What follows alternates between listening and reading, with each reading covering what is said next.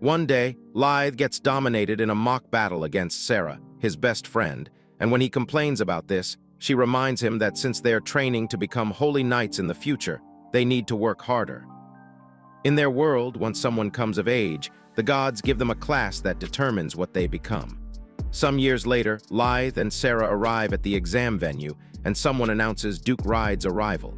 Seeing this, Sarah notifies Lythe of his father's presence.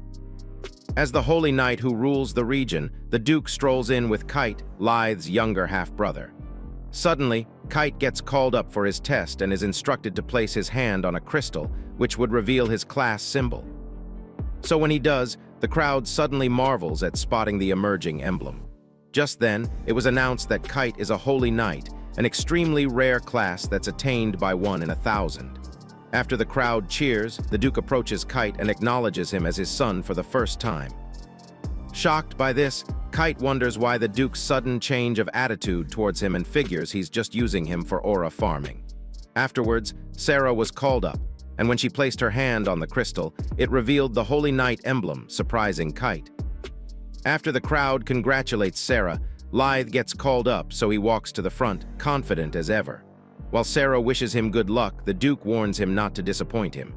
So Luke places his hand on the crystal, determined to force the hands of the gods. However, his determination is rewarded by a silent treatment from the gods. Since the gods decide to screw him royally by leaving him on read, the priest announces that Lythe's class is jobless. Later that day, a maid informs Lythe that he's being summoned by the Duke. On meeting him, his father disowns him and terminates his affiliation with the Wellesley household. After declaring Kite as the new eldest son of the family, the Duke evicts Lythe from the house. Meanwhile, somewhere in town, Sarah's family celebrates with her, and while they do, someone comments that they saw Lythe leave town. On hearing this, Sarah hurries off, making her family wonder if it's booze kicking in. While she searches around town for him, Lythe had already gotten himself a job as a cargo boy to get by. But since he hates the job, Lythe detests the gods for handing him cargo instead of a sword. Just when he thinks things can't get any worse one day, the horses get nervous, and one of the escorts points out that they need to proceed since it's dangerous in the forest. However, before he finishes, he gets surprised with an arrow to his forehead. Suddenly, bandits charge out of the forest, and the other escorts prepare to defend their carriage. However, they are all slain in seconds. After this, when the leader of the bandits orders his minions to end everyone, Lythe decides to prove he's not completely useless, but the bandits' leader makes him eat dust. The bandit boss then asks Lythe if he's a blade master, but when Lythe ignores the question, the bandit boss attacks. To his surprise, Lythe blocks the attack and cracks his sword in the process. So the bandit boss pulls him by the hand and slams him to the ground. After thrashing Lythe with many kicks and hits, the bandit boss points out that he's strong despite not being a blade master. Afterward, the bandit's boss stretches his blade at Lythe, who then thinks it's over for him. At that moment, Lythe suddenly takes his knife and tries to defend himself, but the bandit's boss knocks it off. So Lythe switches to using his hands, surprising his opponent, who then tries to dice him up. In that moment, Lythe feels frustrated for being too weak and suddenly hears a voice telling him he's obtained the skills Physique Boost and Blade Boost. After this, Lythe somehow manages to block the bandit's boss attack and cut through his throat. Seeing this, the other bandits charge towards Lythe, but he throws his sword and it stabs one of them in the head. When another attacks with a hammer, Lythe disarms him and bashes his head in. Surprised by this, Lythe wonders what just happened and suddenly senses someone rushing towards him. Just when he turns to look, the merchant's daughter jumps on him and tearfully says she was scared. Just then, the merchant chips in that they owe their lives to Lythe and asks if his class was an offensive one all along. Since Lythe is also clueless, he wonders how he managed to defeat the bandits and remembers when he punched the bandit's boss and heard the voice of a goddess. Despite being unsure of what happened, Lythe feels better for managing to save the merchant and his daughter. Afterwards, the merchant requests to have a word with Lythe and reveals that he'd like to repay him for saving them. When the merchant asks if there's anything he needs help with, Lythe reveals that he would like to know some things. The next day in town, Augustinus, the archbishop, gets notified of a man requesting a class reassessment. but he tells the messenger to pay him no mind. However, when the messenger states that the man bears a letter from one of his friends, Augustinus gets interested. Shortly afterward, he sits with Lythe and reads a letter where he gets briefed on all that happened with Lythe and the bandits. After this, Augustinus comments that he hasn't seen his friend in decades, surprising Lythe that the merchant could be friends with an influential person like Augustinus. Just then, Augustinus asks if Lythe would like to be reassessed and points out that they normally don't do that. However, because it's a request from a friend, the Archbishop decides to make it happen. Not long after this, the testing device was set up, and Augustinus suggests that Lythe keep his expectations minimal. So Lythe places his hands on the bulb, hoping the crystal will give a correct verdict this time, but to his surprise, his class remains the same. On looking closer, Augustinus spots the emblems of Lythe's skills on the crystal and comments that it's shocking, since he's not even a blade master. In addition to this, Augustinus states that such skills can't be given to just anyone since they are all combat-oriented skills which can't be acquired by farmers or merchants. Surprised, Lythe asks Augustinus what his power is, but the Archbishop says he has no idea. After taking a sip from a cup, Augustinus tells Lythe to follow him. Some moments later, they arrive at the archive chambers, where Augustinus pulls out a book while explaining that there was someone in the past who also had no class, but had a hidden skill that gives them the ability to mimic their opponent's skill. After this, Augustinus figures his prediction must be right since Lythe got his skills after hitting the bandit, but since he had no way to confirm it, Augustinus tells Lythe that he'll have to discover everything on his own. When he leaves, Lythe feels good to have found out that there's someone else who had been in his shoes, so he strolled around town thinking of a way to know more about his power, and decides to become a knight. Chapter 5, shortly after, Lythe heads into a building where he enrolls for the required exam and is informed that it will be held in 2 days. Excited, Lythe thanks the receptionist and leaves, only to spot someone eating. So he salivates and gets himself a snack too.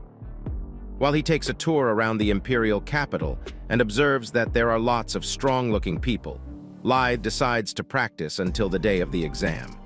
Suddenly, Lit runs into an exhausted Sarah, who then calls his name while trying to catch her breath. Shocked to see her, Lythe panics and tries to get her to calm down since she looks murderous. However, to his surprise, Sarah runs up to him and hugs him so hard they both fall to the ground. After this, Sarah comments that she was worried about him and adds that she thought he might have taken his own life. Lythe then apologizes and suggests they get off the floor before they get sued for indecent exposure. A few moments later, Lythe apologizes to Sarah for leaving and ghosting her. When he reveals that he had to work as a cargo boy to earn some money, but was ambushed by bandits. After narrating his encounter with the bandits, Sarah points out that he must have gotten his skills from them and gets excited that her friend is not totally useless. So Sarah asks if he'll be taking the night exams, and Lythe confirms that he'll be there. Just then, Sarah shows him a boulder nearby and asks him to show her his skills by slashing through the boulder. Without hesitation, Lythe draws his sword and wonders if he could actually pull it off. Suddenly, Lit activates his physique boost skill and leaps so high that Sarah wonders if he's an undercover Kryptonian. He then raises his sword midair and activates his blade boost. On landing, Lythe manages to mark the boulder, and Sarah comments that his skills aren't so bad. After this, she adds that he should be able to pass the kite exam easily. Sarah then asks if he's seen what a Holy Knight's skill looks like, but he says her hasn't, so Sarah decides to show him. Suddenly, she attacks the boulder, and Lythe realizes his skill is nothing compared to hers. Just when he realizes he doesn't stand a chance against a Holy Knight opponent, Sarah tells him to stretch out his arm. Curious, he asks what she's up to. Sarah hits his arm, and he suddenly gets notified that he has received celestial boosts and blade. Just then, Sarah asks if he received any skills, and after he confirms that he did, Lythe asks if she's sure about giving him her skill. In response, Sarah says she is, since it doesn't decrease her powers, and hopes the skills help him with the exams. So Lythe thanks her as they stare at the devastating damage Sarah's powers caused. On the day of the exam, many applicants assemble at the imperial capital, and Roger, the training officer, observes them from a high point while thinking none of them looks promising. When he wonders if any of them has what it takes to become a knight, his assistant tells him not to look down on them since knighthood is one of the highest-ranking positions in the kingdom that only combat classes can have. After this, Roger heads down to address the applicants and introduces himself as the examiner of the knight exam. After making them understand that no one cares about their ambitions, Roger adds that passing the exam helps them obtain a status equivalent to that of a baron. After giving his opening speech, Roger raises his fist and announces the commencement of the exams. Just when the assistant begins calling names, Lythe was called, and Roger's assistant points out that he has no class indication. While the examiners wonder if the data was mistakenly omitted from his form, Lythe raises his hands and points out that the form is accurate. Surprised, the examiner asks what he means, and Lythe explains that he has received his oracle, but wasn't given any class. The examiner then asks how he intends to fight, since it's required of knights to have offensive skills like those of blade masters and mages. When they ask Lythe if he's got a death wish, he responds by saying he should be fine since he can throw a punch or two. After they stared at Lythe like he was juggling dynamite sticks, Roger announced that things are about to get lit and suggested they allow Lythe to participate. Just then, one of the applicants named Logan steps out and comments that the standards of the knight exams have plummeted since even simpletons can take the exam. So Roger asks his assistant who the bum is, and she informs him that he's an aristocrat. Meanwhile, Logan announces that there's no way a weakling jobless like Lythe can become a knight. After he tells Lythe that staying in his lane will save him from getting a good smack, Lythe ignores his existence and asks the examiners if he can still participate in the exam. Annoyed by this, Logan screams, telling Lythe not to ignore him, but Lythe responds, saying he doesn't have any space left in his brain for irrelevant stuff. Infuriated by this, Logan draws his sword, drawing Lythe's attention. However, before he could slice up Lythe, he was stopped by Roger, who then pointed out that the exams had not started. While he glances at Lit, whom he had also stopped from drawing his sword, time stood for a bit as everyone wondered what would happen next. Lythe then apologizes to Roger, who then tells them to return to their places. As they head back, Logan calls Lythe and says he looks forward to their fight. Roger then laughs while telling Lythe he's made a new friend. Shortly after, Roger gets excited about the year's exam and considers Logan, who looks fairly capable but is too vain. He then checks out Lythe, who had caught him by surprise and managed to deal damage to his palm with his physique boost active. At this point, Roger realizes he's wrong and concludes that the year's applicants are promising. Afterwards, at the exam arena, when the applicants were assembled, Roger explained the rules of the exams and revealed that they would be graded based on their performance. However, he adds that since it's not a fight to the death, they'll be required to wear rings of divine protection that can form a barrier and block a certain amount of damage. After Roger announces that the applicant who succeeds in breaking their opponent's barrier wins. The exam begins and Lythe gets called for the first round. When he steps out, wondering why his name was called so soon, it is announced that he'll be fighting against Logan. Just then, Roger asks if they've equipped their divine protection rings and advises them to fight fair and square. As soon as Roger steps off the platform, Logan resumes running his mouth and approaches Lythe while speaking of how screwed he is.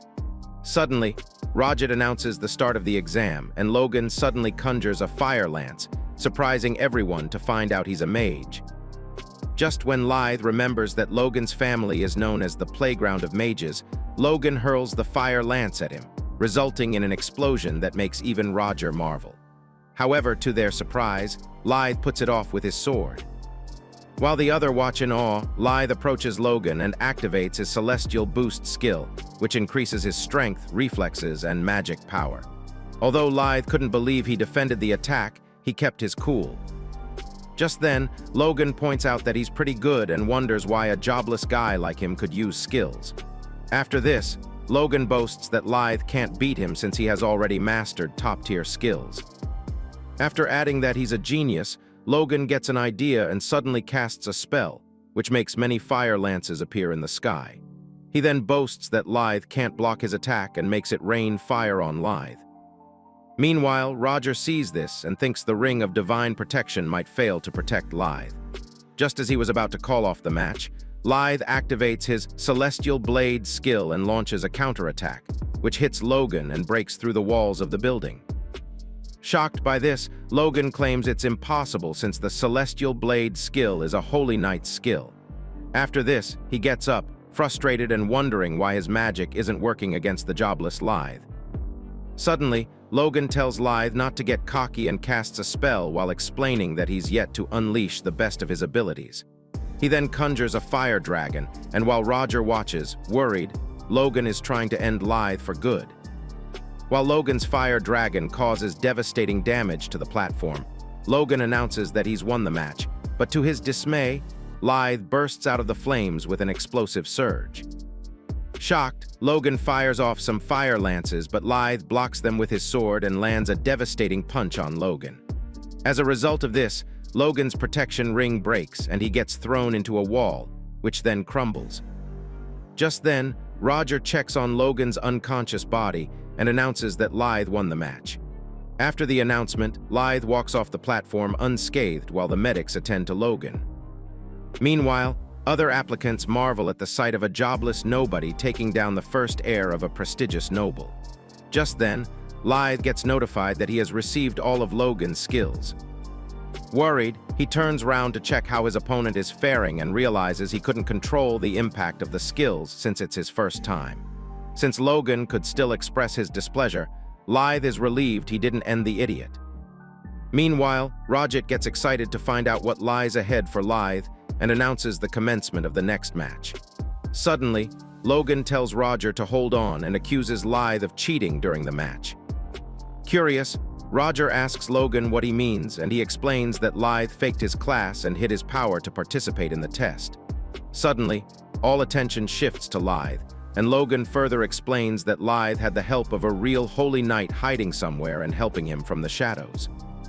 When Logan suggests that Lythe be disqualified, Logan's friends say it's a far-fetched claim but agree with him. While the examiners wonder what to do with the match results, Princess Iris, the first princess of the Empire, steps out of the crowd, and everyone suddenly gets on their knees. Surprised, Lythe wonders why the princess is at the exam. Iris then points out that there has been no malpractice and confirms that although Lythe bears no class, he owns every one of the abilities he used. In addition, she points out that Logan, on the other hand, is the cheat. Hearing this, Logan feigns innocence, but Iris claims she has proof. Suddenly, she identifies Logan's friends who fortified his magic during the match, and when they try to deny it, Iris reveals that she has an appraisal skill and could see all their tricks. Afterwards, Logan and his friends were taken away by the knights while Logan protested. Iris then turns to the other and tells them to stand up. She then approaches Lythe and announces that he'll become a member of her royal guard. Some moments later, Lythe and Iris walk along a corridor, and she apologizes for her sudden intrusion. Just then, they arrive before Richard, the king of the Empire, and Iris announces that she has brought forth a newly appointed royal guard. Shocked to hear this, Lythe wonders why he's standing before King Richard. Some minutes before this, at the exam grounds, Iris had told the examiner that she plans to appoint Lythe as one of her royal guards, but Roger explained that it's unprecedented for a newcomer to be placed in the royal guard swiftly. When Iris asked if she couldn't take him with her, Roger further explained that there's an established order among knights which enables those who pass the knight exam to be bestowed the 9th rank. To make matters worse, Roger added that only those of the 7th rank or higher are legally permitted to serve in the royal guard. Hearing this, Iris asked if there was any law that prevented newcomers from receiving the 7th rank. Just when Roger stuttered and became speechless, Iris orders him to inform the personnel department about it and tells Lythe that she's counting on him. In response, Lythe promised not to let her down, so Iris revealed that she'd like to introduce him to someone. Back in the present, while Iris makes her case before the king, Lythe wonders why he looks so angry. When the king calls him and points out that Iris must have taken quite a liking to him, Lythe says he's humbled. Out of the blue, Iris then adds that she has chosen Lythe as her prospective husband, shocking Lythe, who then freaks out. Richard then rises from his throne and approaches Lythe. When Richard offers Lythe a handshake, he is relieved to know the king is cool with it.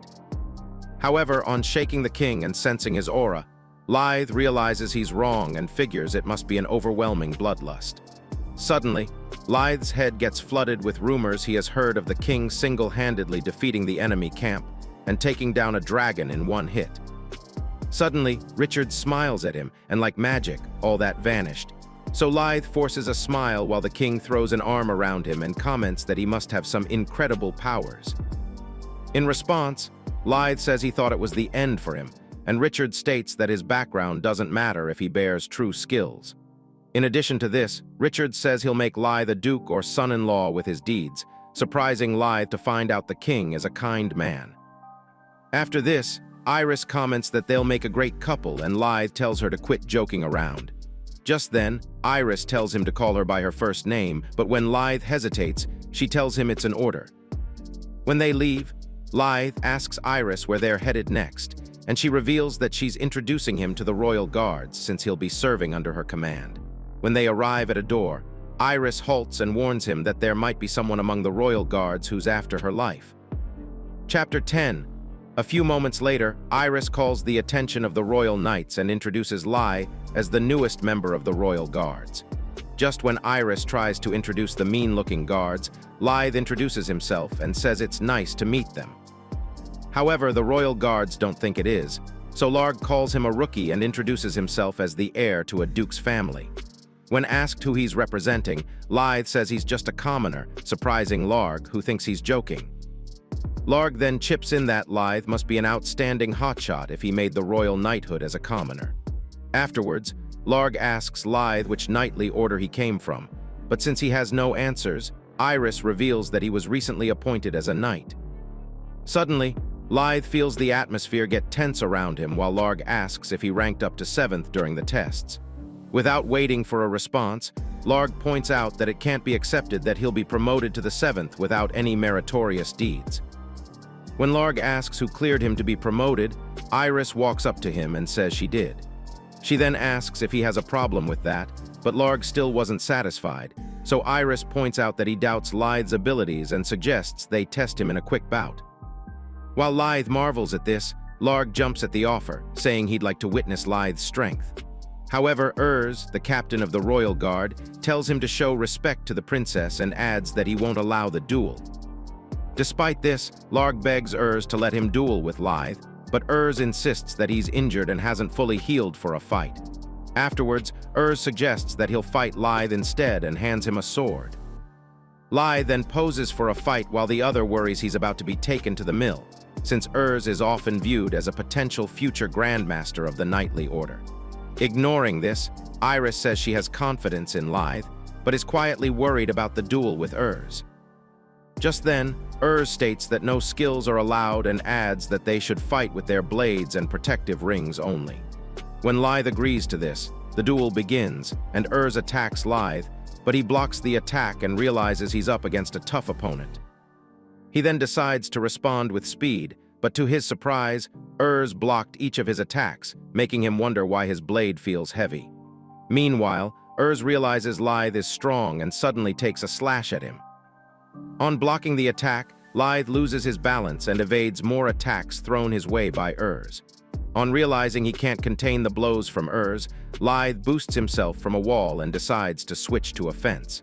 Sensing this, Urs commends his judgment and decides he won't hold back either. Suddenly they clash, surprising everyone as Lythe's sword breaks and he falls to his knees before Urs. After this, Urs comments that Lythe's airborne time was too long and reveals that he was forced to use his special move. Just then, Urs picks up the broken sword and on checking it, he admits to losing the match, surprising everyone in the room. He then explains that he thought he could handle Lythe's attacks at first, but since it was more than what he expected, he was forced to use his skill. After Urs admits to losing fair and square for using his skill, the royal guards are surprised. So, Urs taps Lythe on his back and comments that he's strong. When he adds that it'll be thrilling to watch him grow stronger, Lythe couldn't believe his ears. Urs then announces that he has been assigned a different duty, and reveals that Lythe will be in charge of the princess protection from that moment forward. The next day, while Lythe and some of the royal guards escort the princess on some diplomatic mission, He thinks about Ur's comment that with Lithe's strength, he's assured they'll be fine with just 3 guards. As they head out on the mission, Zack rides on Larg's shoulders and convinces him that it's training to get his muscles toned. Just then, Iris calls Lithe from her carriage window and reminds him of the assassination plot she told him about. She then explains that she got a night-exclusive information and is endangered because of it. Iris then reveals that she's lost trust in the Nightly Order's personnel department and guesses the assassin must be a pawn of Camilla, the second princess. After this, Iris informs Lithe that she needed someone on her side and brought him in. Suddenly, Larg collapses and Zack calls on Lithe to replace him in the training, so as he leaves, Iris tells Lithe that she's got more information for him and tells him to visit her room at night. Later at night, Lithe crashes into his bed, feeling pains all over his body, but for the chance of tasting the princess's juices, he heads out looking for her room. Suddenly, someone pulls him into a room and buries his head into the valley between her milk mountains. When Lithe realizes it's Iris, she asks if they should spend the night together and straddles him. Before the virgin boy calls out for help, she orders him to keep it down. Just when things were about to get raunchy, they were interrupted by bangs on the door. Iris then points to her wardrobe while Lithe gets in. Meanwhile, Zack stands outside the door and asks Iris if something is up, but Iris responds, saying nothing is up. So he announces that he has some urgent news and asks if he can go in. On entering the room, Iris asks Zack why he's in her room late at night, and he reveals that he received word from Larg, who was patrolling outside, that a band of thieves was on their way to raid the place. He then says he must evacuate her to somewhere safe. While Iris prepares for this, Zack silently draws his sword to end the princess, but Lithe suddenly gets out of hiding and stops him.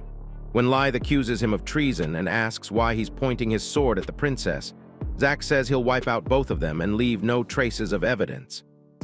Suddenly, Zack shoots a stone lance at them, and just when it almost hits Iris, Lithe pulls her out of the way and blocks the attack. Seconds later, Zack activates his stone hand magic, which tries to grab Lithe and Iris with some giant stone hands that suddenly appear, but Lithe pushes Iris out of the grip. Zack then approaches Lithe and points out that he's not as impressive as they made him seem. He then punches him in the face and ties Iris' hands with some earthbending skill. He then announces that he'll frame Lithe for the princess's assassination after he ends them both. Suddenly, Lithe tells Zack to die, and he hits him lightly on the cheek. In response, Zack commends his lame effort and comments that he wasn't ticked by the punch. Suddenly, Lithe gets notified that he has obtained the stone lance and stone hand skills, so he breaks free from the stone grip and summons the stone hand to grab Zack. Shocked by this, Zack freaks out while Lithe grabs him by the neck and uses the fire lance on him. After Zack gets roasted, his remains fall into a hole in the ground. Iris then asks Lithe about the wound on his face, but he says it's okay. So Iris commends him and resumes their unfinished business while Urs eavesdrops and smiles somewhere nearby. Meanwhile, back in Lithe's hometown, a butler informs Duke Ride that he's got some news about Lithe. While Ride sips from his cup, the butler reveals that Lithe has been appointed as a member of the Royal Guard, surprising Ride. After this, the butler explains that Lithe aced the night exams and was immediately promoted to a 7th. Suddenly, Ride hurls his glass at a nearby table in a fit of rage and says it must be some mistake, since Lithe is an incompetent fool with no class. Rattled by fear, the butler adds that Lithe used some Holy Knight skills during the exam, and he was spotted by the princess, who then promoted him. Shocked, Ride questions this and grabs the butler for answers. But since the butler is also clueless, Ride asks him if Kite is aware, and the butler confirms this. Meanwhile, while some goblins hold a get-together, Kite shows up in their home and makes heads fall while apologizing for crashing their little party. Without wasting time, he gets to work breaking goblin teeth and bones just for the fun of it. While practicing his offensive skills on the goblins, Kite wonders how Lithe could use a Holy Knight's skill and concludes he must have cheated somehow. While he spills more goblin blood, he realizes Lithe's already a 7th while he's still stuck as a 9th, the lowest rank.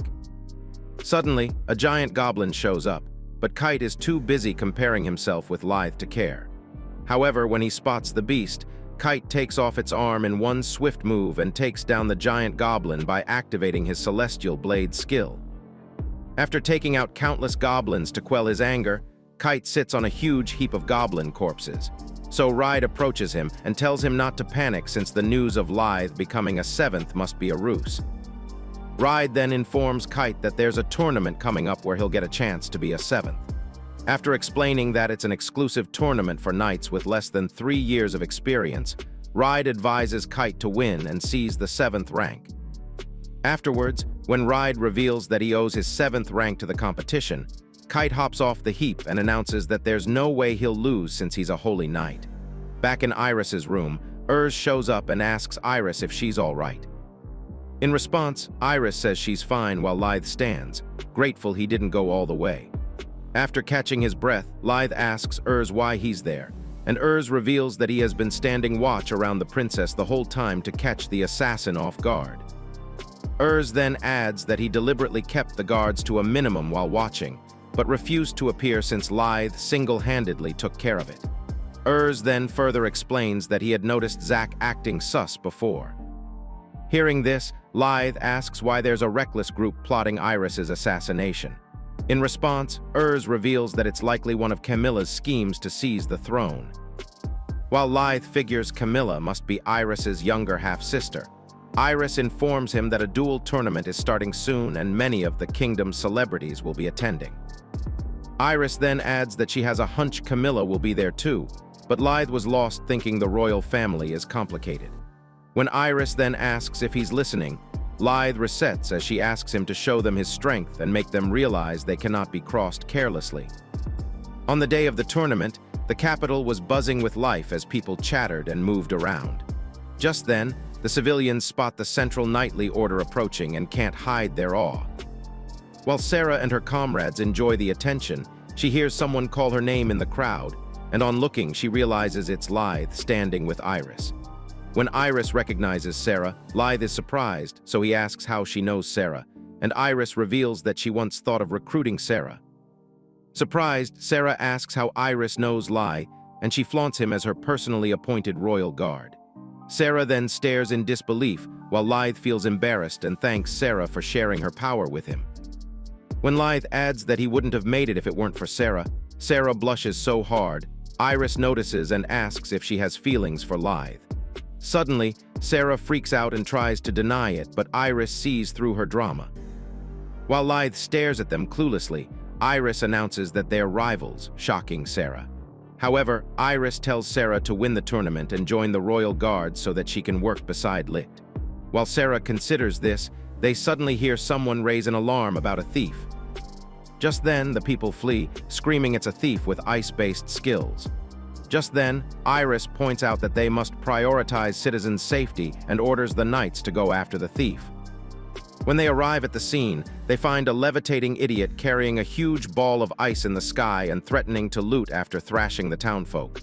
Suddenly, a hooded dude shows up and says he spies a big, lousy fly in the air. While more people flee the scene, Lithe and Sarah wonder who the dude is, while the budget Sub-Zero decides to start with the hooded dude. Within seconds, the dude raises his hand and an explosion rocks the skies while everyone takes cover. Shocked, Lithe wonders what kind of attack that was since the enemy was neutralized in the blink of an eye. Disappointed, the hooded dude says he thought he'd be more entertained and turns to leave. Lithe then asks Iris if she knows the dude, and she reveals that he's Julius, a sage of the East Kitely Order. The Lawrence Empire is a nation protected by elite knights renowned for their combat prowess, and as always, geniuses from across the nation have gathered for the tournament. So, at the dueling tourney, Melis, the event anchor, mounts the stage while the crowd goes into a frenzy. After addressing the audience and giving her opening speech, she announces that the winner will be granted the 7th title. After this, Melia decides to introduce the heroes, who are the guardians of the nation. Amidst the crowd cheering, Melis states that these heroes protect the peace of the country, and they set a standard for the new knights. Just then, she introduces Leona, the captain of the Central Knight Order, and the crowd chants her name. Hearing this, someone sitting next to Leona comments that she's popular as ever. Some moments later, he gets introduced as Radner, the captain of the Western Knight Order. While he chats with Leona, Radner asks if she wants to bet on who will last till the end of the tournament, but she ignores him. Just when Ralph joins them and asks to be counted in on the bet, Melis introduces him as the captain of the Eastern Night Order, who annihilated every monster in the Netherlands. Ignoring this, Ralph says he's placing his bet on the newcomers from his Night Order.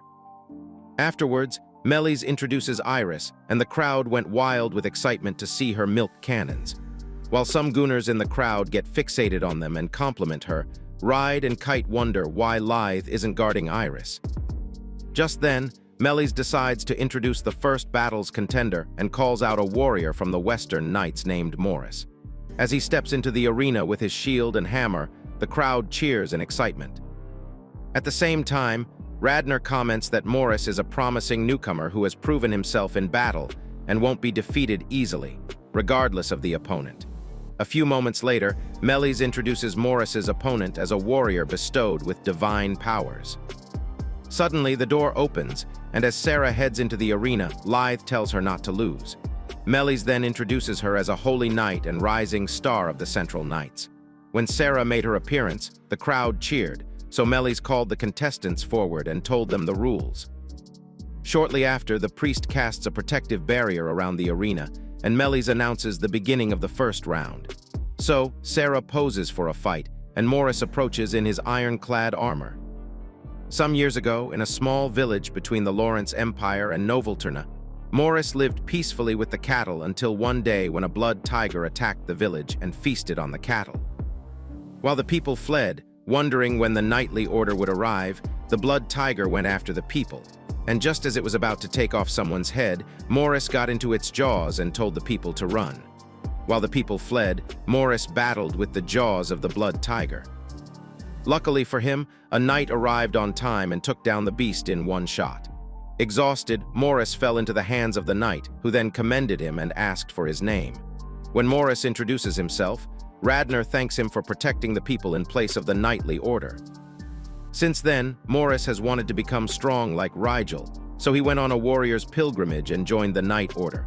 Back in the present, he also decides to come out on top in the dueling tourney, so Sarah attacks him, but he blocks her attacks. As the duel went on, Sarah activated her Celestial Boost skill and attacked Morris with her sword, but he blocked it with his shield, reinforced with a Steel Citadel skill. Sensing that he's off balance, Sarah gets a chance and decides to use it, but to her surprise, Morris has more skills under his armor, so she backflips to get away from him.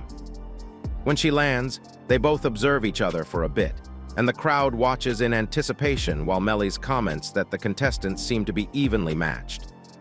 In the stands, Ralph comments that Morris's hammer is quite difficult to wield and commends him for standing toe-to-toe against a holy knight. In response, Rigel says it's because he has significant combat experience. In addition to this, Rigel explains that Morris has never backed down from a monster since he was assigned to the knightly order. Meanwhile, some people from the audience comment that Sarah is amazing since she has only just joined the order too. Hearing this, Julius keeps fiddling with his Rubik's Cube while thinking the match is getting exciting. In the arena, Morris suddenly stretches his hammer and calls Sarah, who then states that he's rude. When she tells Morris her name, he responds by saying he likes her and asks if she'll go out with him. Sarah then stares at him, dumbfounded by his whack timing and Riz game, so Morris confesses that he fell for her during the fight. Seeing this, Rigel points out that Morris is quick to fall in love since there are only guys in the knightly order. While Lithe watches, bewildered, Sarah says she'll give him an answer after the match, but adds that she won't be going easy on him. In response, Morris says it's exactly what he wants. Some moments later, Morris stomps the ground and creates a mini-earthquake, shifting the ground beneath Sarah and making her drop to her knees. While Melis hypes Morris for this, he approaches Sarah, who was struggling to get back on her feet, but for some reason couldn't. So Morris tells her to run if she can and prepares to land his final blow, but Sarah stabs her sword into the ground and leaps off the floor to dodge the attack. To everyone's surprise, Sarah flips in the air and launches a counterattack on Morris by kicking his neck. However, in a split second, Morris blocks the attack and gets commended by Sarah, who then picks back her sword. In response, Morris says he can block any attacks with his shield and commends Sarah's skills too. However, Sarah says all she has to do is break his shield, so Morris dares her to. Suddenly, Sarah dashed towards Morris and launched a barrage of attacks, which Morris blocked with his shield. Some years ago, Sarah hurt her hand while hanging out with Dulles, her father, who was a blacksmith. After telling her to be more careful, he tended to the injury and bandaged her hand. Sarah then asks Dulles how he breaks stones with just a strike of his hammer. So Dulles tells her to watch closely as he shows her a stone and tells her to feel the stone first. He then tells her to find the softest spot and strike it hard to make it break easily. After thinking for a while, Sarah asks what can be done if she can't find the spot, and Dulles explains that in that case, she has to keep striking the same spot. In the arena, Sarah put this principle to use and managed to crack Morris's shield. Afterwards, she decides to aim for the crack and strike with all her might. So she activates her celestial blade skill and attacks Morris, so he cluelessly uses the shield, and Sarah hits the crack. Immediately, the shield shatters in his hands, surprising Morris and Rigel. From the stands, Ralph comments that the sturdy shield shouldn't have yielded to Sarah's attack, but did because she must have hit the same spot with precision. Impressed, Iris comments that Sarah's skills are impressive and expresses her wish for her to join the Royal Knightly Order. Just then, Morris takes off what's left of the shield and says that he always knew he liked Sarah for a reason. When he comments that it's his first time seeing something like that, Morris announces that the real battle is about to begin. While the audience watches in amazement, Sarah suddenly sheathes her sword, making everyone wonder how she intends to face Morris without it. Morris then attacks her, but Sarah's attack hits him and shatters his shield into pieces. In retaliation, Morris launches a devastating attack, which Sarah skillfully dodges. However, Morris refuses to back down as he tries to nail her with his hammer, but Sarah evades his attacks. From the stands, Rigel notices that Morris is losing his temper while Ralph wonders if it's because his shield was destroyed. In response, Rigel says it's because Sarah is fighting with her sword unsheathed. After this, Rigel senses Sarah trying to provoke him and wishes he could keep his cool. However, Morris attacks while Sarah keeps playing with him, so he gets furious and tells her to draw her sword. After this, he asks if she's mocking him, and Sarah sneakily slips her sword into his hammer and turns it around. Unbalanced by this, Morris spins and falls to the ground to the surprise of everyone, while Sarah gets on top of him and puts her unsheathed sword to his neck. When Morris realizes he lost, Sarah smiles and says the sword is unsheathed as he wished. Meanwhile, the crowd cheers, and Melis announces that Sarah emerged victorious in the first round of the duel. In the stands, Rigel faces Leona and comments that Sarah's strategy was truly impressive and carefully thought out. When he adds that she could have been seriously injured if her tactic had been unsuccessful, Rigel asks Leona if she recognized Sarah's talent when she first joined the Central Knightly Order. With a smug look, Leona responds, saying that Sarah joined solely because she was a holy knight. At the same time, as Sarah walks off the arena and Morris asks her to respond to his confession. Hearing this, Sarah gets tense and trembles. Morrick then asks if she has forgotten, but Sarah says she didn't and apologizes. In response, Morris asks if he's not strong enough for her, but Sarah says she already has someone she likes. Hearing this, Morris breaks down while the commentators have fun roasting him for losing the match and the love of his life. Shortly after, Sarah meets with Lythe and asks if he saw her win the duel, but she suddenly spots some men approaching them from the dark, asking why Lythe is there. When they get closer, Lythe realizes it's Kite and Ride, who then asks again why he's there. Meanwhile, the crowd keeps cheering, waiting for more exciting battles, while Melis tells the crowd to wait for the next match while the arena undergoes maintenance. Somewhere else, Ride asks Lythe for some answers and screams at him when he can't provide any. Sensing the looming danger, Sarah steps in and explains that since Lythe passed the night exams and joined the royal guards, he was assigned to guard the princess. However, Kite shut her up by calling her an outsider and stating that she shouldn't interfere. In addition, Kite says that Sarah Shore can blabber for someone who knows nothing. After this, he explains that Lythe lived a luxurious life and was proclaimed jobless by the Oracle. Because of this, Kite states that he was chosen as the successor to the dukedom and adds that he has Lythe to thank for that. Sarah then spots Kite clenching his fists and asks what he's trying to do. Suddenly, Kite tries to slap her while saying she shouldn't get cocky because she won once, but Lythe blocks his arm, and Kite realizes he can't move it. Lythe then smacks his hand and gives him a warning stare. Facing Ride, Lythe explains that he failed to receive any class from the gods and couldn't meet his expectations. He then apologizes for ruining his reputation and reveals that he awakened a skill after leaving home and passed the night exam based on merit. Lit then points out that the heir to the Wellesley family should be Kite, and adds that it's only right for him to be expelled from the family, since being jobless is unacceptable. Suddenly, Ride blows open a hole in the wall and tells Lythe to leave immediately since he doesn't belong there. Just then, Iris arrives on the scene and comments that it's not true. Seeing the princess, Ride and Lythe get on their knees to acknowledge her, and she tells them to raise their heads. After this, Iris reveals that she saw Lythe's abilities during the exam and personally recruited him for the Royal Guards, since she knew the Wellesley name sounded familiar. So, Iris reveals that she checked the Court Personnel Bureau and found out that Ride expelled him. Hearing this, Ride explains that the class given by the gods is absolute, and adds that as a holy knight who has served in the Eastern Knightly Order for many years, he knows classes have ranks where holy knights are high class, mages and fighters and mid-class, while peasants and merchants are low class. Ride then further explains that being granted a high class means being recognized by the gods, and the dueling tourney is a stage prepared for such elites. After Ride states that he doesn't know what she saw in Lythe to recruit him, he adds that Lythe wasn't given any class by the gods because he's as good as abandoned by them. Hearing this, Lythe gets sad, and Sarah worries for him and wonders what she could do to help. Just then, Iris points out that Ride might be correct, but also adds that she believes every citizen uses their unique skills to support each other, and classes have nothing to do with it. Afterwards, Iris reveals that she was nearly assassinated, but Lythe bravely confronted the assassin and saved her life. She then comments that the desire to protect people isn't from an oracle. Ride then asks if she intends to defy the will of the gods, and Iris responds by saying she has a suggestion. Some moments later, Melly announces that the priest has completed the repairs of the arena and announces that there's more entertainment to come. Suddenly, she announces that the next contestant is a warrior with unparalleled power and explosive seed who has been blessed with celestial powers by the gods. However, before she names him, Kite jumps out and makes an explosive entrance while stunning Mellys, who then introduces him as a holy knight. While the crowd cheered on, Mellys decides to announce his opponent. A few moments earlier, Iris had suggested they let Lythe prove his abilities in the arena, surprising everyone as she suggested they make the brothers fight in the tourney. Iris had stated that if Kite defeats Lythe, he'll be promoted to the 7th. When Iris points out that there won't be any problems since the match will be viewed by many spectators, Ride figures it's all he wants for Kite, but worries that Iris must be confident to suggest that. However, Kite accepts the offer without thinking, and Ride tells him not to lose the match. In response, Kite says he can't lose to a jobless nobody and vows to show Lythe the power of a holy knight.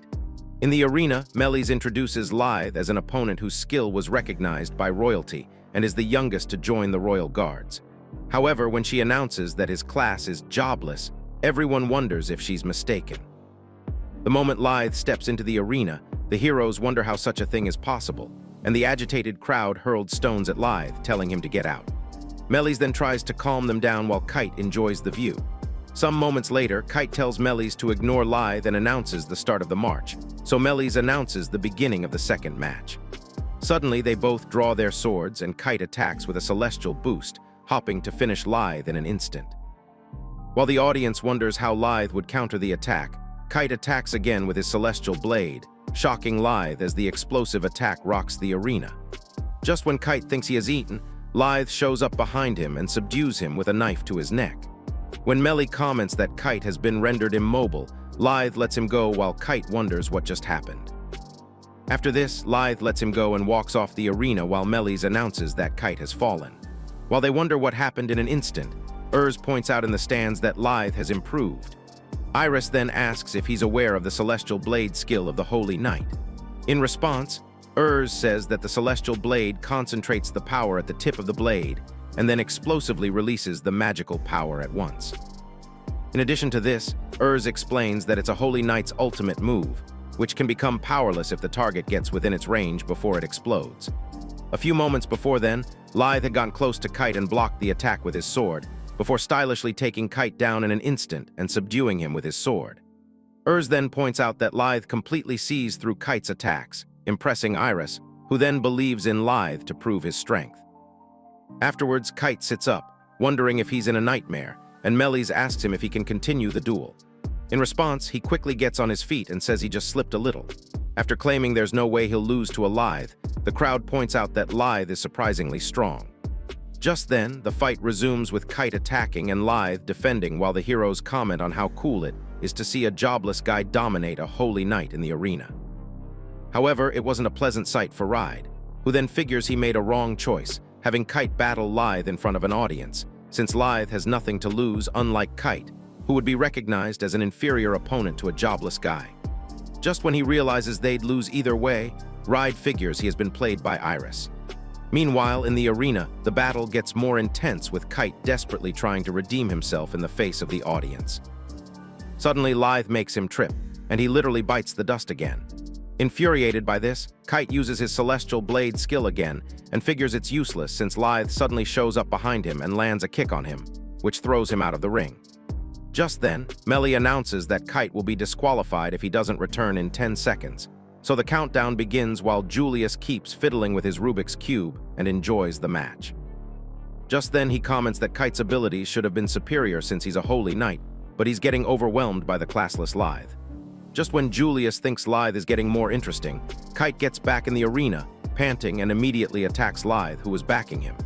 However, when Lithe dodges the attack, Kite screams, saying he's the strongest. Lithe then shuts him up with a scissors kick to the head, and Kite falls face down like he's got some slime kicks on. Seeing this, the crowd was amazed, so Kite turned to Lithe, wondering how that happened.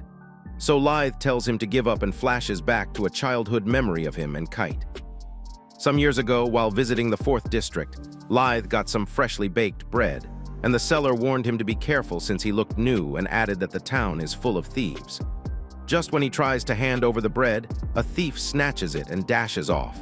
However, the stall owner refuses to hand back the payment.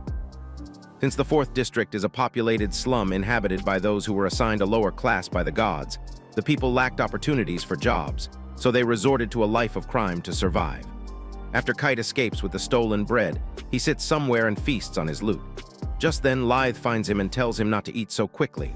When Lithe advises him to quit stealing, Kite gets furious and tries to kick him, but Lithe blocks the hit and sends Kite tumbling to the floor. So Lithe tells him that he could have asked if he wanted more food, but when he turned to leave, Kite tells him to wait and asks if he could teach him the technique he used on him. A few moments later, they sat near a lake and hurled stones into the water while Kite talked about how hard it is to live in the town.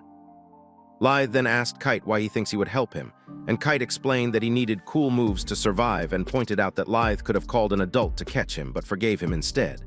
When he added that he'd like to become strong like Lithe, Lithe thought about it for a bit and agreed to teach him. He then told Kite not to give up halfway, and they introduced themselves. Shortly after this, they began their training by running, but since Kite couldn't keep up, he told Lithe to wait.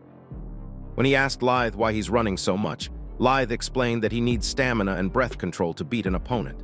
Afterwards, they trained by sparring with sticks, and Kite knocks Kite over. He then tells Kite that he'll get done in by his opponent if he lets his guard down. He then suggested they take a short break and shared his bread with Kite. While they ate, Kite said he was tired and didn't feel like eating, but Lithe warned him that he would lose stamina if he didn't eat. Just then, Kite asks Lithe if he's a noble, and when he confirms this, Kite points out that Lithe can live in luxury without having to train hard. However, Lithe explains that his father is a strong combat class, so he had to become strong to be recognized by him. Hearing this, Kite said it must feel nice for his father to have high hopes for him, so Lithe asked if it's the same for Kite, but Kite reveals that his father only shows up occasionally. Suddenly, Kite remembered that it's his mom's birthday and figures his dad must be coming too. So he invites Lithe to his house to have some food together. A few moments later, they arrive at Kite's house with a cake, and Kite thanks Lithe for paying for it. On entering the house, Kite announces that he brought a friend and a cake, and his mom responds, saying his day has just arrived, too. On meeting Kite's dad, Lithe was surprised to meet Ride, his father, sitting at the table. While Kite wonders what was wrong, Lithe asks Ride why he's there. After a moment of awkward silence, Kite's mother asks Ride why the boy is calling him father, but he shuts her up, and she falls to the ground while Kite tends to her. Just then, Ride asks Lithe why he thinks he became a noble, and Lithe responds, saying it's because he possesses the strength of a knight. Hearing this, Ride commends his response and points out that he has always aimed for the position that could have been taken away from him if he lacked strength. Just then, Ride adds that he was able to rise to the position of Duke in a single generation, and he needed a successor to protect the position. After this, Ride states that the candidate for the position is Lithe, but adds that if he's unable to get a high class during class distribution, the Duke's household might lose the title. So Ride reveals that it's why a plan B was needed. He then informs Kite that he's the second candidate and explains that he wasn't planning on telling Lithe before the class distribution, but he ended up finding out. After Ride told both boys not to disappoint him and left, he never returned to visit Kite and his mother. So Kite blames Lithe for this, and as the duel resumes, he intensifies his attacks while saying that Ride used him and his mom to protect his power. To make matters worse, Kite points out that it pisses him off to know that he's just a replacement. So Kite reveals that he was happy when Lithe got the jobless class, and he, on the other hand, got recognized by their father. As the fight progresses with Kite attacking and Lithe evading the attacks, Lithe responds by saying that although he wasn't able to receive a class, classes are not absolute. Suddenly, Kite fires off a celestial blade attack, and Lithe points out that using the same technique won't change a thing. However, Kite says he knows that, and adds that he's aiming for Melis, who is standing behind Lithe. Kite then asks Lithe why he'll do, since he always rushes in to save someone in trouble, and also once forgave him for stealing his bread. In a split second, Lithe thinks and pulls a trick which deflects the attack and saves Melis in the process. Shocked by this, Kite realizes that Lithe wrapped the energy of the celestial blade around his sword and used it to slice through his attack. Suddenly, Kite gets hit by the deflected attack, and to everyone's surprise, he gets blown out of the ring for the umpteenth time. When he crash lands outside the ring, Melis announces this, and the countdown begins. Meanwhile, in the stands, figures that Lithe must have put the magic attack to practical use. When Iris asks what he means, explains that the celestial blade normally disperses the power of light, but Lithe reversed it and uses his sword to slash through it. While the countdown continues, points out that Lithe's ability to manipulate magical power freely is a privilege of the mage class. In addition to this, explains that since Lithe is bound by no class, he'll continue to grow stronger. After the countdown finishes, Melis announces that Kite hasn't returned to the arena and announces Lithe as the winner. While Ride feels bad about his loss, Julius congratulates Lithe and introduces himself to him. After this, he comments that he enjoyed watching the match and points out that Lithe must have some hidden skills since he used a Holy Knight skill. When he asks if he's right, Lithe keeps mute, so Julius invites him to go outside and talk. Meanwhile, the audience can't stop talking about how amazing the jobless Lithe is. Afterwards, Kite gets furious, asking himself why a jobless has such powers. While he figures it should be impossible, Kite concludes he needs more power. Just then, an ambitious idiot approaches Kite with a sword and says the match isn't over yet.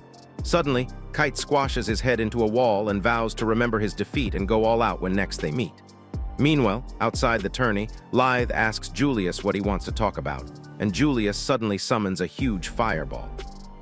Immediately, Lithe uses his fireball skill and quells the ball of fire while Julius gives him applause. After this, he points out that Lithe must be hiding other skills too, and asks how he could do that as a jobless. In addition to this, Julius reveals his desire to fight against someone strong and says he's looking forward to fighting against Lithe. Suddenly, he pulls a fire trick and vanishes into the forest. Back in the arena, the match continues as Claire, a white mage, battles against another participant named Fang, who didn't flinch after being hit by Claire's attacks. When Melis announces that Claire's effects have no effects, Claire prepares to attack again, but Fang appears behind her and tells her to look properly before attacking. Immediately, Claire fires an air explosion spell at him, but only his cloak gets burned. So Fang explains that there's a secret behind the cloak and asks Claire if she knows it. While the ladies drool at his handsome looks, Claire wonders if the cloak is absorbing her attacks. Just then, Fang reveals that his skill is damage absorption. However, he soon makes her realize he only read her mind and reveals that his true skill is dark shadow. Suddenly, Claire gets engulfed in darkness with some weird eyes staring at her. Meanwhile, in the arena, Claire had vanished, surprising the audience, so Fang informs Melis that Claire is out of bounds and suggests the countdown begins. So the countdown began, and Lithe was declared the winner of the match. After this, Fang flicks his finger, and Claire immediately gets released from the spell. When Melis freaks out, Fang says she's just unconscious and points out that he won't spare any life on a battlefield. In addition to this, Fang crushes the protection ring and says that he doesn't need it in combat, so the audience cheered. Afterwards, Melis announces that the final battle is between Gu, a martial artist, and his opponent, Julius, a sage. However, since Julius doesn't show up, Melis decides to confirm if she was right. Just when Gu says that Julius must be scared, Julia apologizes for keeping them waiting and shatters the protective barrier while floating into the arena. When he landed, the audience couldn't believe he had shattered the highest level of magical barrier so casually. Meanwhile, in the stands, Rigel comments that Gu is the top martial fighter of his knightly order and predicts that he'll make the first win for them. However, to his dismay, Julius roasts Gu within seconds with a fiery twister, and Melis announces that the match is over. Just then, Ralph asks Julius where he went, and he responds, saying he was just playing around with a rare toy he'd just found. After this, Julius comments that there will be another interesting match soon with Lithe. Afterwards, Melis announces that the battle between the last participants was inspiring and reveals that the semi-final participants are now all set. Just then, the match fixtures were displayed on a holographic screen, and Melis announced the upcoming matches for the following week. Just when she's about to announce that Richard might be present, the arena gets covered with a shadow, so Melis looks up and spots an ancient dragon trying to land in the arena. Rattled by this, the audience gets out of their seats, but Melis tells everyone to remain calm. Seeing this, Iris calls out to Richard and comments that his entrance is too flashy. Just then, Richard gets off the dragon and apologizes for being too conspicuous.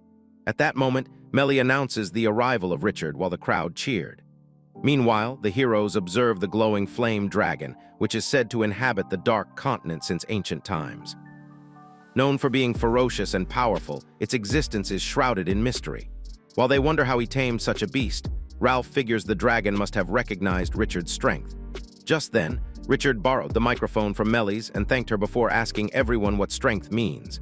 Suddenly, Richard explains that the participants of the dueling event are excellent warriors and are not just strong because of their classes. He then gives a TED talk on how efforts can complement skills. Hearing this, Iris wonders what's gotten into Richard, while he goes on lecturing the audience on how experiences of frustration can prove useful. After charging the audience to challenge themselves and challenging them to use their inner strength, the crowd cheers like it's all they need to make it big in life. However, since Iris is unimpressed, comments that Richard sometimes says things befitting a king. After this, Richard pets the dragon and announces that the winner's knightly order will receive the rights to visit the dragon village where the ancient dragon lives. After this, the king takes off on his dragon while the crowd screams, asking for more information. Hearing this, ponders it, while Iris wonders why Richard showed up. Then chips in that Richard must have some plan in mind. After this announcement, every participant continued to refine their skills in training. Just then, at the Royal Guard's training, Lithe shows up and says he knew he'd come. Later, James, a top official of the Eastern Knightly Order, invites Julius to a meeting, and he asks if it's another boring one. However, James tells him to quit complaining and get in. On entering the room, they realize everyone is seated, so Ride says he doesn't want to see James' face, but Ralph tells him to quit snapping at him. Just then, the meeting commences and James announces that the Eastern Knightly Order's plan is coming to a head. He then reveals their plans to have the king dead and explains that the plan has progressed smoothly. After this, he states that they're ready to move at any moment and chips in that kite's escape was unexpected, but it's fine. James then announces that the biggest obstacle to the plan is the king himself, since he holds overwhelming power. To explain further, James says that as long as Richard has the glowing flame dragon, they can't even scratch him, since the dragon has fought with Richard and has become his sworn ally. Because of this, James points out that Richard is invincible and their army might not stand a chance against the duel. Ralph then asks if there's nothing that can be done, but Camilla, the second princess, shows up and says she's come up with a plan. Shortly after, James offers her his seat while Camilla says there's no need to call her princess, since she's only Iris's sidekick. When asked about the strategy, Camilla explains it to them and Ralph comments that he's worried about its feasibility. Suddenly, Ride gets up and approaches Camilla, who then asks if something is up. Ride then stabs Camilla's belly, surprising her guard, who then asks if he's gone nuts. However, the guard bleeds instead and collapses. Just then, Ride points out that any uncertainties have been removed, and Camilla pulls out the knife like it's nothing while asking if there are any other flaws in her strategy. However, the committee agrees there are none, so she gets excited in anticipation of the next dueling event. Finally, the day of the event arrives, and Melis does her introductions by talking about the venue. Excited, the audience went wild in anticipation of the battles. Just then, Rigel walks in, saying his knightly order might have lost all matches, but can gain experience for future missions. Meanwhile, the audience roasts Morris for losing to his crush. At the same time, Leona tells Claire to pay attention to the match since it might prove useful in the future, while Ride worries about Kite's disappearance. Afterwards, Melis introduces Iris and Camilla while they waved at the crowd, who then cheered for them. While faking smiles, Iris and Camilla exchange some awkward pleasantries, and Iris points out that Richard always worries about her and would like to see her at court. But Camilla says there won't be any opportunity for that anymore. Suddenly, Richard walks in as Melis introduces him, and the crowd shows their love for him. After this, Melis introduces the participants of the semifinals and reveals that Sarah will be going up against Julius, while Fang will be going up against Lythe. Seeing Lythe covered in injuries, Melis wonders if he was busy during the week, and Julius comments that he looks forward to his next match. Just then, Sarah tells Julius that he won't make it to the finals, surprising him. So Julius asks what she means by that, and Sarah explains that she's obviously going to defeat him. Suddenly, a fierce gust of wind blows and a twister appears around Julius, so Julius says it'll be fun playing with a cute little doll like Sarah. A few moments later, the match begins, and Sarah charges towards Julius, who then prepares to roast her, but to his surprise, Sarah lands a hit on him and cuts through him like butter. However, to her surprise, the cuts vanish and Julius appears behind her. He then tells her it's just an afterimage and tries to attack Sarah from behind. This then results in an explosion, making Julius think he cooked, and Melis announces that it's a direct hit on Sarah. However, Sarah bursts out of the flames, defending the attack with her celestial blade. Seeing this, Julius is impressed, so he realizes he's up for more fun and activates his Rubik's Cube's magic. Suddenly, he hurls some jagged stone javelins at Sarah, while Melis comments that Julius is a man of multiple magic attributes. Luckily, Sarah evades the stone javelins and shatters them with her celestial blade. However, to her surprise, Julius wasn't done yet, so he flicked his Rubik's Cube and cast another spell which hits Sarah midair as she wonders why her celestial blade won't work. Some time ago, Julius once consulted a craftsman and asked him about some crystals with magical attributes. In response, the craftsman explains what they are and reveals that there are others with different attributes. So, Julius requests that he make something fun using the crystals. While the craftsman wonders what he means, Julius explains that it has to be something useful while playing and hands the craftsman a blueprint. Back in the arena, the craftsman points out that Julius doesn't care if he wins or loses as long as he has fun. Just then, Julius flicks his cube again and casts another spell, which unleashes flames on Sarah. While he keeps messing around with her, the audience comments that no one could win against a master of all elements like Julius. However, Sarah stands her ground and keeps attacking, but Julius suddenly shows up behind her and tries to hit her with a flaming hand. He then hesitates and asks Sarah where all her vigor went, but Sarah responds, saying he's out of luck since he has lost his only chance to beat her.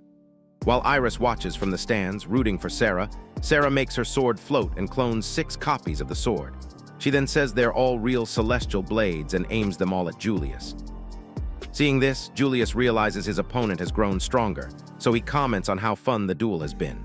Ignoring this, Sarah attacks while Julius wonders what she's up to, so he flicks his cube and raises a clay wall in defense. However, Sarah activates a new skill that bores through the wall with her cloned swords rotating at high speed. Intrigued by this, Julius summons a flare tornado and repels Sarah's attack. Despite this, she attacks again and activates a chaotic pedal dance skill, which boosts Sarah. Suddenly, Julius vanishes and Melis comments that he's nowhere to be found. After this, he randomly appears behind Sarah and comments that she lost one of her swords to launch the attack. After saying he'd like to see more adorable moves, Julius flicks his cube while saying he's still got lots of skills up his sleeve. Just then, he begins some weird stone magic and announces that they're starting round 2. Seeing this, Sarah figures he must be messing with her while the audience wonders what trick Julius is pulling this time. After this, Julius snaps his finger, and a golem emerges from the ground. Unfazed by this, Sarah stands her ground while the audience marveled at the sight of the giant monster. While the golem towers high before Sarah, Melis hypes the golem in her commentary, while Julius feels proud of himself. A few moments later, the golem picks up a giant stone and hurls it towards Sarah, but she evades it while Ride comments on the incredibly powerful and slow nature of golems. Without wasting time, Sarah leaps in the air and takes a few sword swings at the golem, making it shatter. Surprised, Melis commends her bravery in the commentary, and the audience realizes Sarah has the upper hand. Meanwhile, Julius watches, speechless for a bit, so Saraha asks why he's fighting using a golem. When she approaches him, Julius asks if she knows the legend of the Flame Titan. But since Sarah stares at him cluelessly, Julius narrates that a Flame Titan once existed in ancient times who burned through human cities and brought suffering to the people. After a while, it became the symbol of the very end, so Julius reveals that he has always admired the Flame Titan. Unimpressed, Sarah asks what that has to do with anything, so Julius says that his desire to create the monster pushed him to explore. While he casts the spell, Julius reveals that he needed earth magic and fire magic combined. So he finishes the spell and the Flame Titan suddenly bursts out of the ground. Suddenly, the Flame Titan hurls flames at Sarah, but she dodges the attacks, wondering why it's so strong. While the audience watches in horror, Sarah struggles against the Flame Titan, who then launches a ball of fire at her. Seeing this, Melis flees the arena and announces that Julius has summoned a mythical creature like never seen before. Seeing this, Morris comments that he has never heard of someone able to use magic with two attributes at the same time. Meanwhile, Julius feels proud of his achievement and announces that he's not done yet, so Sarah attacks the Flame Titan and lands a direct hit, but gets knocked to the ground in the process. Suddenly, the Flame Titan acts strangely and begins to repair the damage caused while Julius flaunts his creation. After this, he launches a stone lance at Sarah, and just when she defends herself, the Flame Titan picks her up and locks her within its grip. While she screams, Lythe tells her to surrender since she might die if she continues. However, Sarah refuses to back out since she wants to join the Royal Guard. Meanwhile, Julius tells her to stay focused and tries to get rid of her, but one of Sarah's comrades threatens him with a sword and says that playtime is over. Do you think Lythe has what it takes to go up against Julius the Lunatic? Let's know what you think in the comments. If you want more videos like this, comment and subscribe to the channel. Thanks for watching.